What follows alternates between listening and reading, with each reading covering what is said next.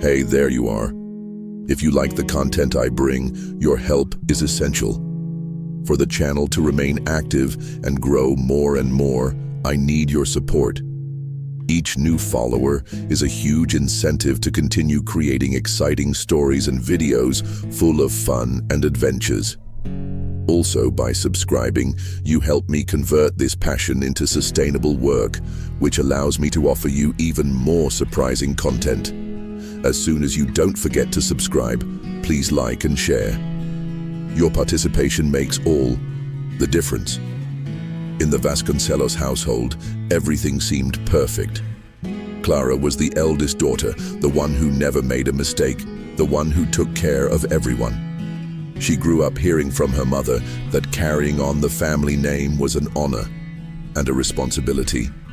Since she was little, she swallowed tears in silence, smiling at others even when she wanted to scream.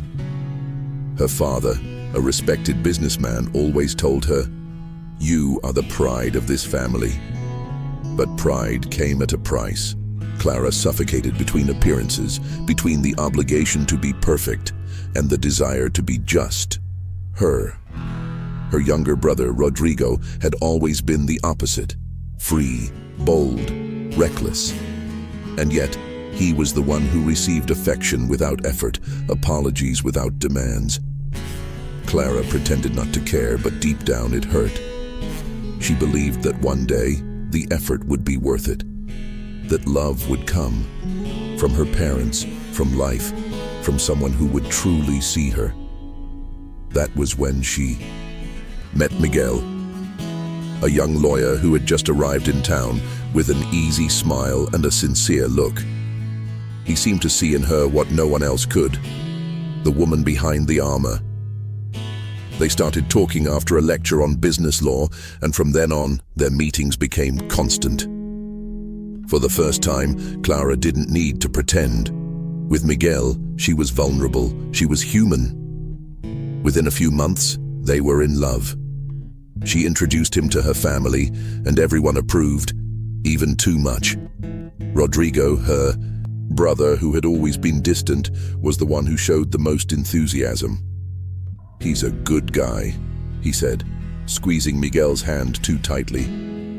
Clara ignored the discomfort she felt. After all, Rodrigo never cared about anyone. That sudden friendliness should have been a good sign, right? Little did she know that it was the harbinger of disaster. Clara didn't notice the glances exchanged, the silences between sentences, the suppressed laughter. She trusted in her brother, in her boyfriend, in the idea that love was finally smiling at her. Until the day she got home early and found the unthinkable, Miguel in her room with Rodrigo. There was no mistaking it. The kiss between them was not one of friendship nor of deceit. It was raw, hidden passion, fueled in the shadows of her trust. Clara stopped at the door. Her heart was beating so loudly, it seemed to want to escape from her chest. They both moved away, panicked. But the pain had already entered her like a blade. Miguel tried to speak. Rodrigo too. She didn't listen. She left the house, the life she knew, the ground that now seemed to have been built on lies. That day, something inside her died. In the following days, Clara disappeared from her family. She locked herself in a small apartment she had inherited from her grandmother and began to live in silence. Miguel's messages piled up on her cell phone, each one more desperate than the last. Rodrigo also tried to contact her, but she blocked both of them. What hurt the most was not the betrayal of love. It was the betrayal of blood. Clara had protected Rodrigo so many times, had come between him and his parents, had blamed herself for his mistakes. And he destroyed everything. Her parents, unaware of the truth, continued to ask when she would come home, saying that Miguel missed her. She wanted to scream, but she preferred silence. There were no more illusions in him. A month later, Clara reappeared. Not like before. There was something different in her gaze, a coldness that had never existed before. She returned home only to say one sentence, "Now, I'm the one who chooses." And she left. Away from the burden of her family, she started from scratch. She enrolled in a postgraduate course, went to therapy, and rebuilt herself. Little by little, she learned to live with the pain without letting it dominate her. Until one day, she received a call from her mother. Rodrigo was hospitalized, an overdose. Guilt tried to invade, but Clara resisted. He had made choices, and she was finally making hers. Even so, she visited her brother in the hospital. He was frail, unrecognizable. When she saw him, she cried. She asked for forgiveness, saying that it was never about Miguel, that it was envy, that she had always wanted to be like her, that she had tried to destroy what she had because she couldn't stand her own mediocrity. Clara listened to everything in silence. For the first time, Rodrigo was naked, without masks. She held his hand and said, "I forgive you, but I will never go back to the place you put me." She left the room feeling light, but with a scarred heart.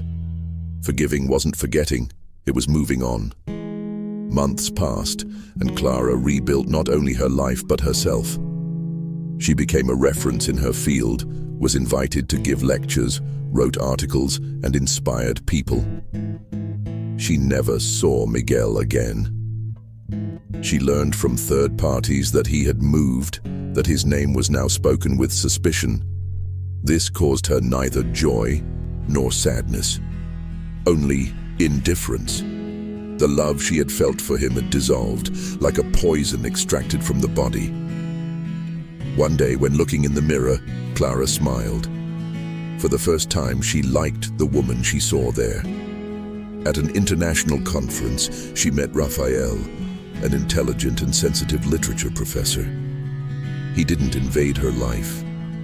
He entered gently. With him, there were no empty promises or secrets. There was presence. Initially, Clara resisted. The fear of repeating the past was greater than the desire to start over. But Rafael was patient and respected her silences. Little by little, she allowed herself to feel again. Not immediate love as before, but something more solid, more real. She began to think that perhaps the future could be more than scars. At an international conference, she met Rafael, an intelligent and sensitive literature professor. He didn't invade her life. He entered gently. With him, there were no empty promises or secrets. There was presence. Initially, Clara resisted. The fear of repeating the past was greater than the desire to start over. But Rafael was patient and respected her silences. Little by little, she allowed herself to feel again. Not immediate love, as before, but something more solid, more real. She began to think that perhaps the future could be more than scars. For weeks, she visited her father every day, not out of obligation, but by choice.